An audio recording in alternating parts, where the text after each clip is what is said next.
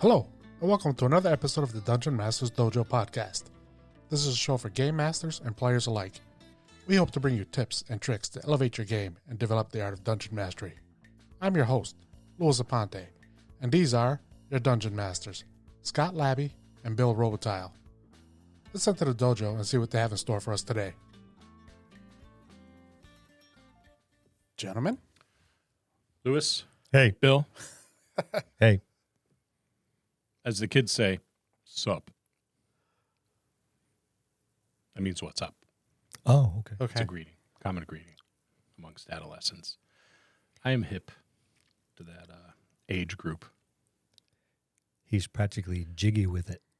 Yes. Unless, of course, you ask that age group, and then they might tell you otherwise. I'm pretty excited today. Are you? I am. I'm excited for a lot of different reasons. What's your reason for being excited? There's some of those we probably don't want to hear about, but We just did a session 0 with our group of players, That's right, and we I'm did. pretty excited about that because what does a session 0 mean? It means there's a game that's coming. And what does that mean? I get to play. You get to play. I don't, but you do. And that's what's important, Lou, right? it is for Lou. Yeah. But the other thing that's exciting is that we have some new players that we have some of the old folks that your listeners be familiar with, but we have a few new ones. A couple, 2 or 3. That a couple 2, 3. So that's pretty neat. And sometime in April we're going to be doing a Facebook Live, and we'll talk about an Acorn's Journey, a DMD story, because we should be wrapping it up around that time. And Ish. Yep. yeah. And then we're going to start something new, which is where the Facebook Live thing comes in April, so we could talk about that. The big reveal. The big reveal. People. Oh, so this is not that show? This is not the one, no, because just there's 3 of us and a toolbox here. So It's got my sharpening stones. I was honing blades. yes, there's a lot of spit. So if Bill sounds dry, it's because he's been spitting on the whetstones. Hang on one second. So that's pretty exciting. The other thing that's exciting is there's a new book, and it's Dragonlance, and I have a great deal of fondness for Dragonlance. We all do. Yes. An exorbitant level of fondness for Yeah. Dragonlance, for those of us that know. And with Dragonlance coming out, with a new Wizards of the Coast book arriving, you know what that means, right? Cha-ching? Well, not for yes, sadly not for us. But Splinterverse. Every time Wizards of the Coast does something, Splinterverse drops a companion to it. So I'm pretty excited about that too. And Almost as if they have an inside track. almost. And Jimmy, being the gentleman that he is and how he has been, has provided us with a copy to look at. But that's not today. That's next time. In dojo. Yes. Ding, ding, ding. Ding, ding, ding, ding, ding, ding. Yeah, so we lost the rights to the song, so now Bill's got to hum it. That's it. Let me go my kazoo and my jaw harp. We'll be all set. Just like Twang, twang, twang. just like Snoopy, he plays a mean jaw harp. So That's it. Dragonlance. I've been waiting a long time for Dragonlance. I had a lot of high hopes for it. That tone didn't I sound was good. I didn't like the word had. I had a lot of high hope, and I don't dislike the book, right? We get 224 solid pages, right? We get some decent artwork in there. The book, what I like about the book, and I like books that lay flat when you open them, because who's got time to go holding a book open while you're trying to roll some dice and run a game? It's nice to open the book and it stays open without it starting to flip all over the place and close on you. Yeah, kudos Don't to like the that. binder. Yes. Good job, Carl. Okay. And we get some good stuff. Wizards of the Coast has been doing this thing where you get like player stuff and you get DM stuff, and I kind of like that. It's a smart business model, right? Because if you're who buys the retail adventures? DMs and collectors. Yeah. But if you have stuff for the players in there too, now of course the bulk of the D&D community is players. 80%. So now they're buying the stuff too. Of course, you got to hope your players don't read through the module part of it, or the adventure is what they call it nowadays. I still call them modules. I know. So do I. Yeah. I still call player characters PCs, and people are like, what? PCs? You have 8 PCs at your table? You only need one. So no. Player characters, not personal computers. Wait, what do they call them now? I don't know. Player characters? I don't think they abbreviate anymore. Turn your mic upwards. Much better. Can you hear me now? So I lost my train of thought, Lou. Thanks. You're welcome. We're talking about PCs. Yes, PCs. At any rate. Protective custody either. So we go. Something I'm familiar with.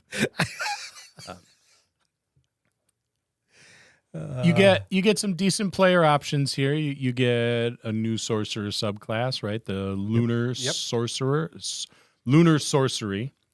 A new playable race, the Kender. Yeah. 2 new backgrounds, Knight of Salamnia. Sturm was my homeboy. I was a big Sturm fan. Spoiler alert, he died. But that was like 30 years ago. So if you haven't read the book by now, it's like, come on, dude. And dudettes. And Mage of High Sorcery. I think it was that Raceland Magir who was the Mage of High Sorcery. 9 new Kryn specific feats. That is cool. That I like. That. Yeah. That's, there's some things I looked in here and went, and some things okay, but I spotted that. But I like the fact that they're Kryn specific. And that's something I would like to see crop up more often in some of the publications that they're putting out. And it's something they probably should have done a while back. I think this is a prelude to things that are coming down the road. Yep. Yeah, and you know what? Of course, if you want to have these in your own homebrew setting or even in your D&D campaign, if you're the DM, then you could do whatever you want. But I do like that they're Kryn specific. And I know if I was running a Kryn game, they would have to stay that way. Yeah. I just think they fit really well with Kryn. Mm-hmm. You get some new magic items, right? Eight new magic items. You get an adventure. Now, this adventure is like a little different because before, when they did the retail adventures, which were really just retail adventures back in the early days, it was like first level to like close to level cap. Somewhere around there. Yeah. Most went to 8-12. But this one, first to 11th level, roughly, you could probably squeak out a few other levels. You get new monsters. There's 22 new monsters, and then a mass combat mechanic that goes with that because this is like a war-torn Kryn. So DMs, you get a new adventure. You get a new world to play in. And a lot of the stuff that I'm seeing, there's a lot of player agency involved in this adventure. I kind of feel like player agency is a hard thing to do with a retail module. It's easy to be railroady. I think if someone else writes the adventure for you. Yeah, because depending on how it's written, you may not have as much wiggle room as you like. I mean, there's going to be all kinds of side adventures and stuff you can throw in to regain that agency, and I think that might what you'd be forced to do. The characters never go in a straight line. Never. Your PCs are going to take off on this wild tangent, and as long as you have some stuff built for that, you'll be okay and just get them back on track. And that might be enough to counter it, where they can develop their characters and their personalities and not have to worry about what's already pre-written for them. I think a good example of a retail adventure that is not railroady in gameplay anyway is D20 to Curtain, because they're playing Horde of the Dragon Queen, right? That's what they're playing. And it's not railroady sounding at all. So that's a pretty good example, I think, of the retail module not being railroady. Well, you have a DM that lets your characters do their thing and just reins them back in, which is very similar to what I just said. Yes. So you almost have to. Yeah, you got to let them have that degree of agency. Kudos for that. I think that's pretty cool. I see more and more of that too with the Wizards of the Coast stuff that they put out. There's a lot more to their retail adventures than hack and slash, get treasure, kill monsters, be celebrated as a hero type of stuff. There's more opportunities to problem solve that are different than combat. Although I love a good knockdown drag out. Well, I mean, who doesn't? We're old school, so yeah. We grew up on knockdown drag out. Right? How many monsters can I kill? How much damage can I do in one round? What can I stack to obliterate up? All right, I'm going to put my area of effect together with your area of effect, and let's see if we can cause a nuclear wasteland. There's something rewarding about piles of bodies laying at your feet in game. That's Thank you for qualifying. Yeah, dungeon crawling at its best. Yeah, it smacks of Robert E. Howard pulp Conan stories and Red Sonja comic books. It's just that level of badassery that is, I find, really, really rewarding. But I do appreciate the tacticians and the diplomats and the bullshit artists you'll get at a table that can talk their way through. I take offense. Through all of that stuff. I take offense. Looks over at Lou. Oh, the tactician and the diplomats. Looks over at me and the bullshit artist. Well, there's no mirror for me to look into. Oh, okay, I give you that one. I was like, wow, I'm a tactician now. No, I was going to say, if anyone's a tactician. I had to look at the other old bald guy with the facial hair and glasses. I'll give you that one. I'll give you that one. Nice save. Now, one of the things that I really think is cool is you can, if you have a character that chooses the Mage of High Sorcery background, you can actually do the test. Yeah. And pick your robe colors. Something small, but I think that's pretty sweet. Well, in my world, way back when, you couldn't make the higher levels unless you went through a test. Yeah. That was a homebrew rule, but it pitted the player against an equal or slightly more powerful, and they really had to be careful how they put their skills together and their spells and druids were the same, right? And there was only one arc druid. You had to kill him. You had to kill him. It's pretty barbaric, if you ask me. I mean, but it was fun. Yeah, it's like, no, I don't want a promotion. Some asshole 20 years younger than me is going to come and kill me and take my job. It's like, no, you can have it. Feign death. Yep. I haven't done anything yet. He must have had a heart attack. Just 70 people a week that want to kick my ass. I'm done. It's the retirement sucks. It's going to be 3 days just to take a shower in peace. But there's things I don't like. And here it comes. Number 1. I don't like the Kender. Let me preface that by saying I love the Kender. I don't like what they did with the Kender. It's obvious that this book was not made for Dragonlance fans. And why? Do tell. I don't know why. It's like, why would you not make this book for Dragonlance fans? Because you can make it for Dragonlance fans. And you can make it for people that have no idea what Dragonlance is. And they, too, can become fans of Dragonlance. Perhaps they're afraid of offending someone. And let's get to that part, okay? So let's talk about the Kender. Back in my day... I didn't bait him at all. Back in my day, Kender had sticky fingers. Now, I know sometimes it can be offensive to imply that an entire group of people are thieves. And yes, it is. In the real world, welcome to it's fantasy. Inappropriate, right? It's inappropriate. In a fantasy world where these child-sized, middle-aged looking beings live, they have no concept of personal property, right? So they're not thieves like I'm gonna crawl in your window and I'm gonna steal like your jewelry off your nightstand, you know. But Although they still will do that if they walk by it. if they walk by and they see it, nobody's using it, and I could use that. Also, it's shiny, and I'll take it. I'll give it back. They were the squirrels of yesteryear. They were. They were. You know what? And nobody's offended by squirrels. They're like, aren't they cute? They have the bushy tail and everything. And they make that cute little noise when the dog runs around in the backyard. Ravens do the same thing. Yeah. Let's gather all the. But they're not cute. Speak for yourself. Yeah. Unless you happen to be sadistic. So that I bother. And Mystic Origins, I do not recall them having like any magical origins or used to be gnomes. Yeah, they were just Kender. They were Kender. It's like, leave well enough alone. You know, let's not dilute it. Do you remember growing up? Barely. Yeah, I knew you. You were probably like You're asking the wrong person. You were probably like 40 when Kool-Aid was invented. But sometimes if you had one packet of Kool-Aid and the only thing you had was a gallon pitcher, and it's like let's make some Kool-Aid, but I'm really thirsty, so I'm going to do the whole gallon. But I know one packet isn't going to cut the mustard, so you have diluted Kool-Aid. Not as refreshing. It isn't even the same color. Just as sweet because you put the same amount of sugar in. Yeah, well, it's like, wow, double up on the sugar. That'll do something, right?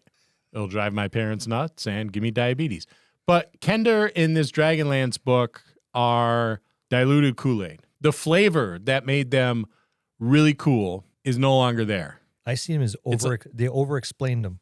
It's like hospital food, right? You can't hospital food when it comes out to patients.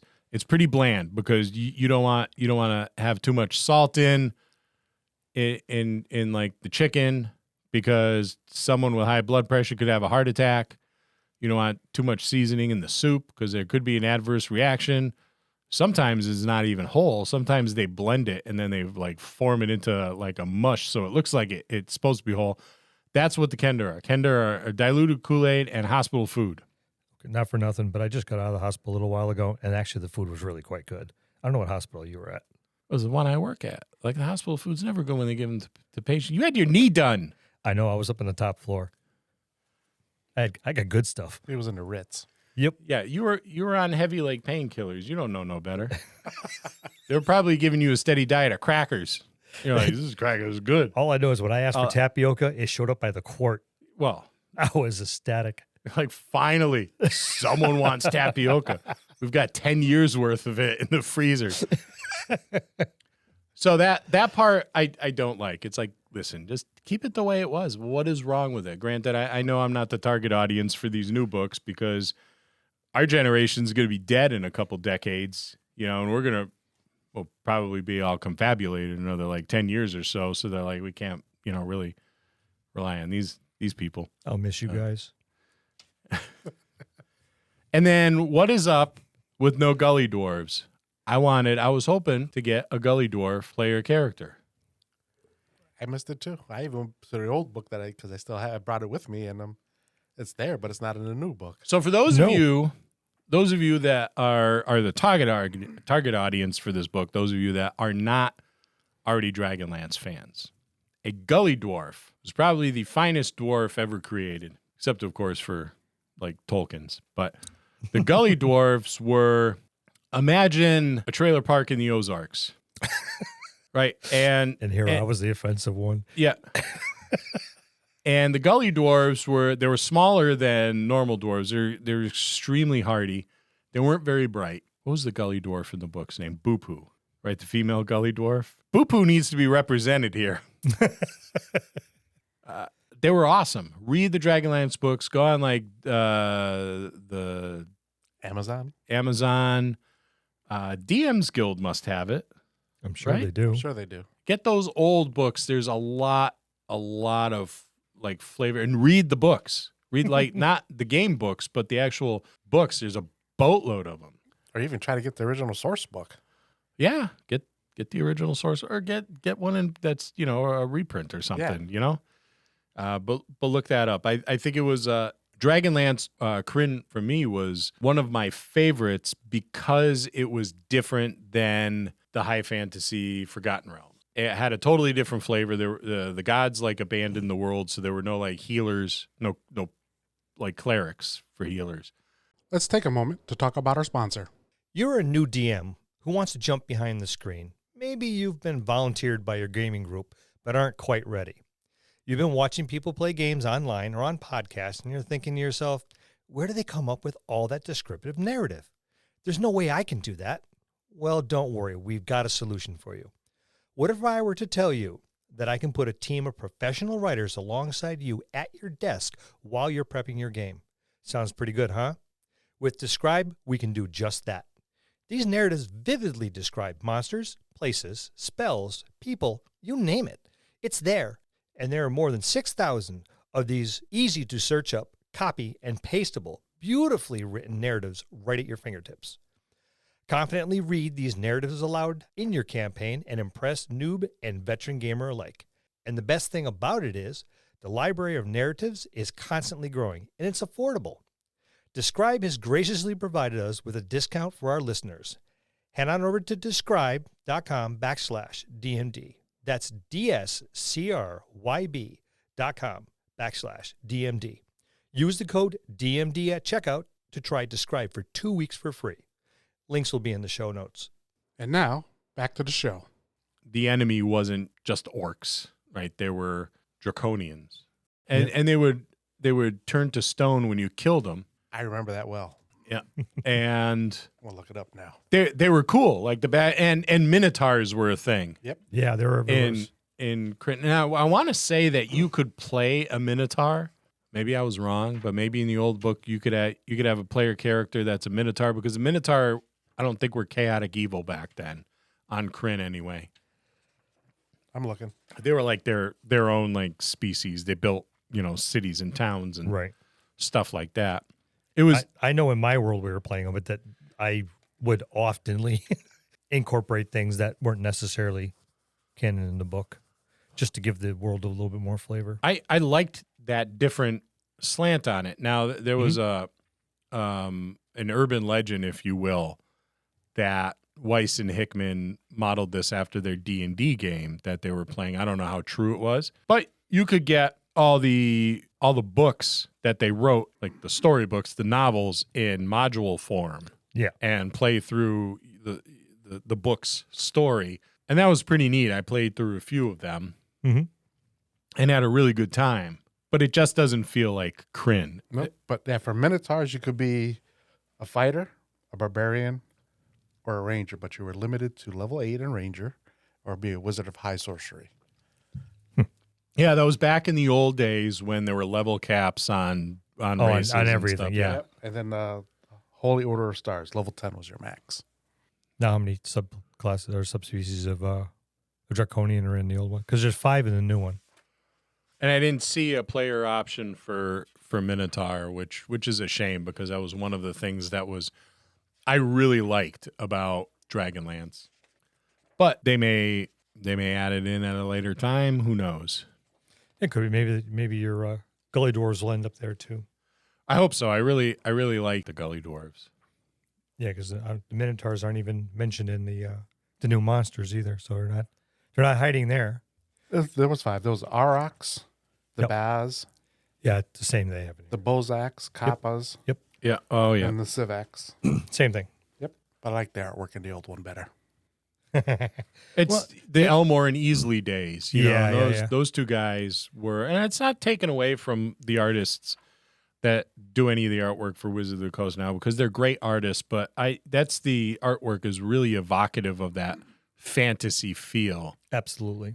Yeah, I don't find the Minotaurs mentioned anywhere in the new book. I didn't see him in there either. No, I'm going through the table of contents just in case I missed the page, but they're having coffee with the Gully Dwarves. Yeah, and here's I don't know this to be the actual case, but just some of the stuff that I've read in my travels through the interwebs. Weiss and Hickman weren't really involved in this, and they were the ones that they created Dragonlance. Right. And if that's the case, and I don't know if this is erroneous, mention it to us on Facebook.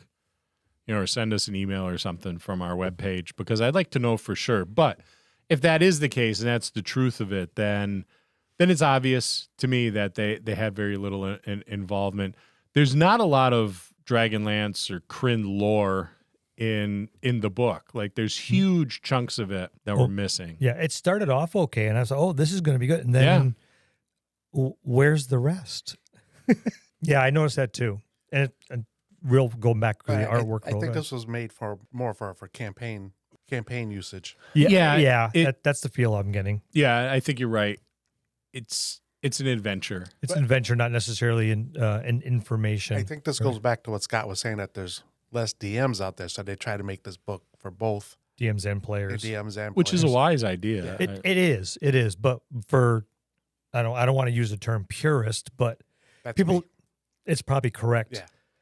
For people like us who are used to seeing the books, the campaign settings that flesh out the campaign settings, where this one falls short of doing that. You have this constant feeling of want. It's like, well, where's this? And why is this gone? And how come I can't find this? Where's our Minotaurs? Where's our Galidors? Where's the rest of the history? Right. And I think the only people that are going to miss that is from our era, or the people that have played in the older campaign settings. Which, fortunately, unfortunately, I don't know. Either way, is becoming more and more a minority. Mm-hmm. Yeah, and you know what's offensive, Wizards of the Coast? Neglecting us old people. That's offensive. Thank you very much. In some states, you can go to jail for that. It's a felony.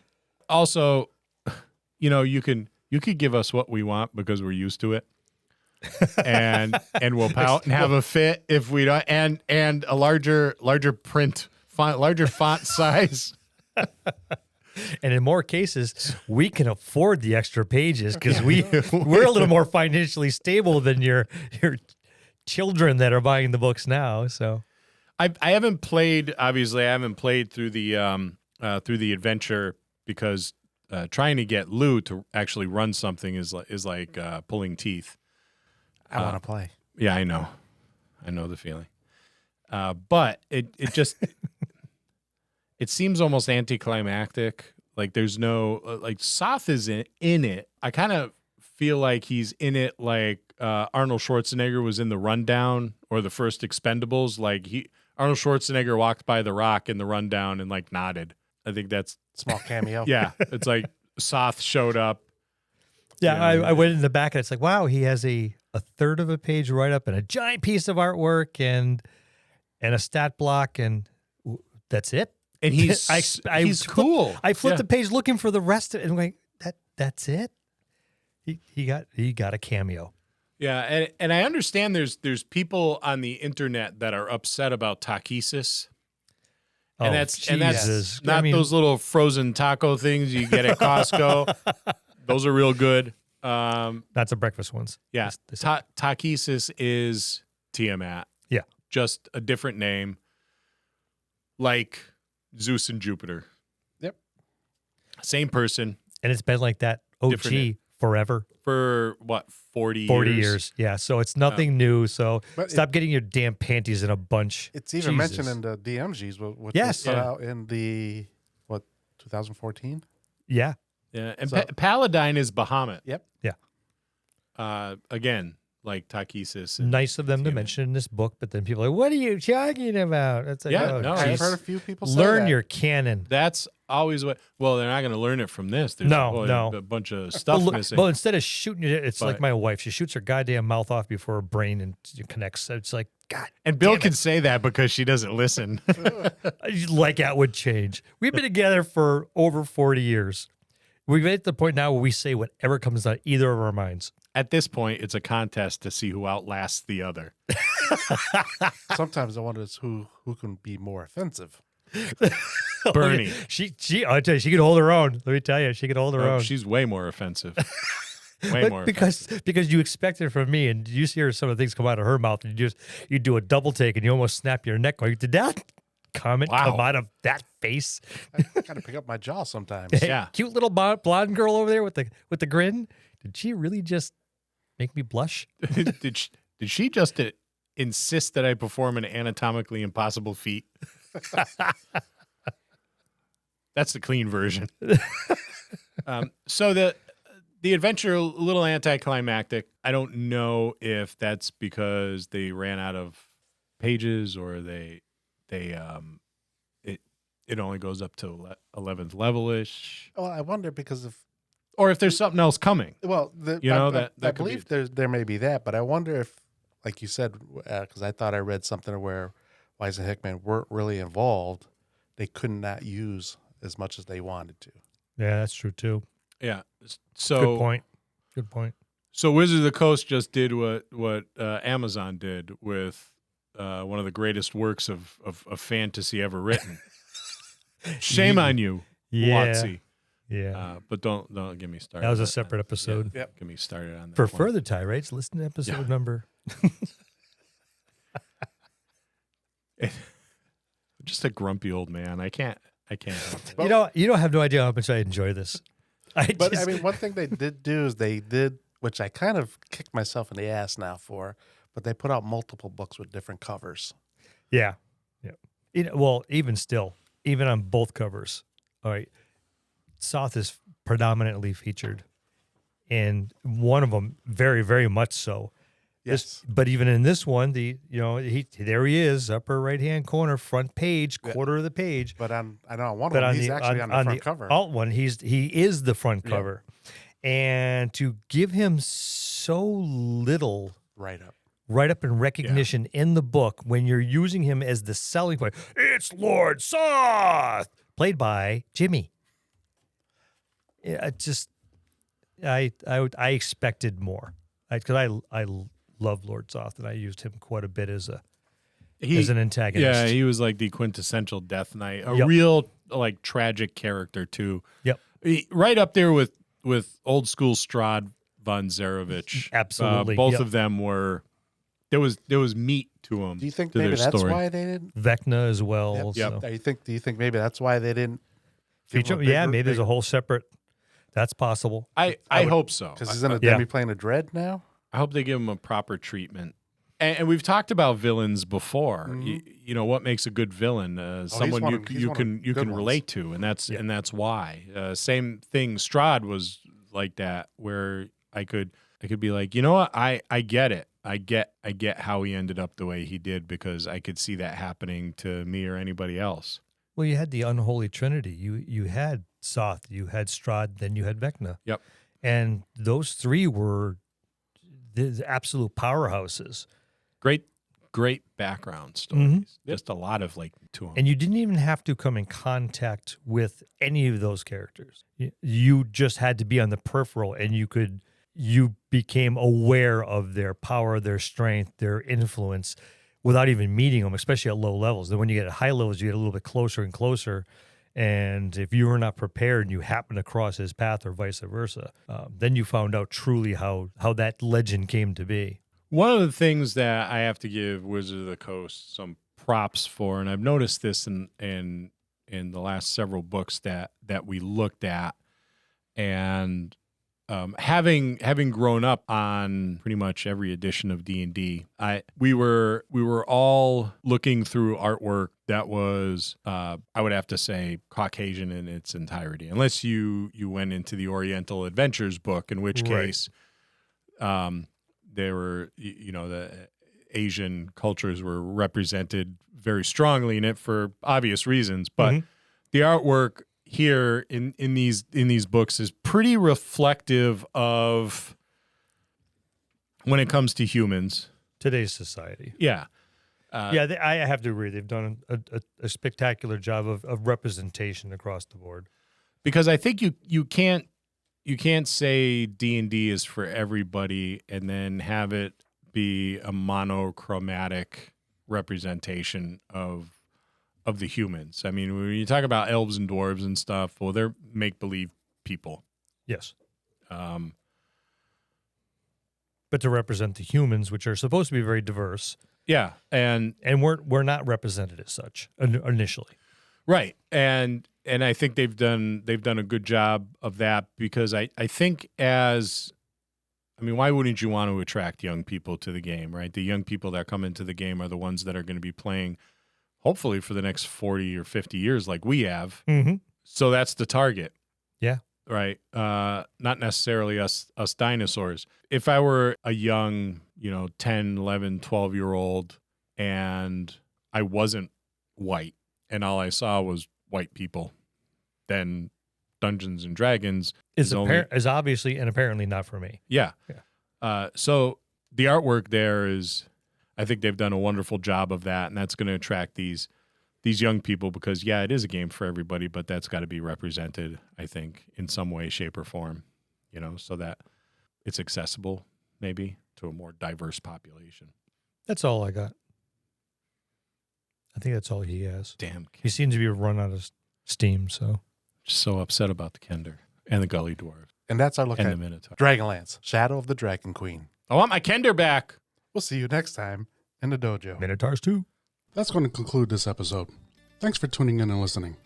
Please subscribe to the podcast for more great content. If you'd like to hear a particular topic, you can reach us on Facebook at the Dungeon Masters Dojo, or you can drop us an email at thedungeonmastersdojo@gmail.com. Thank you, and have a good day.